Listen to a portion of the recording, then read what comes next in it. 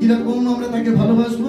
তা আসবার সময় তখন এই দক্ষিণেশ্বর মন্দিরটা দেখে আমার মনে হলো যে ঘটনাটা দিয়ে আজকে এখানে শেষ করবো। তা যখন এই মন্দিরে স্বামীজি যেতেন আর কি ঠাকুরের কাছে, তখন 1 মাস হয়ে গেছে ঠাকুর কথা বলেননি স্বামীজির সঙ্গে, জানেন তো 1 মাস হয়ে গিয়েছে।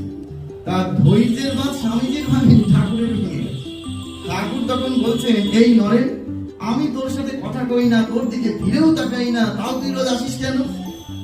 একটা উত্তর, তোমাকে ভালোবাসি তাই আসি। এই হচ্ছে ভালোবাসা। যদি ঠাকুরকে ভালোবাসতে হয়, মাকে ভালোবাসতে হয়, স্বামীজিকে ভালোবাসতে হয়, প্রতিদানে কি পাচ্ছি সেটার দিকে দৃষ্টিপাত না করে আমি তাকে ভালোবাসি তাই আসি। তুমি আমাকে দেখো আর চাই না দেখো, তুমি আমার কথা শোনো আর চাই না শোনো, আমার তাতে কিচ্ছু এসে যায়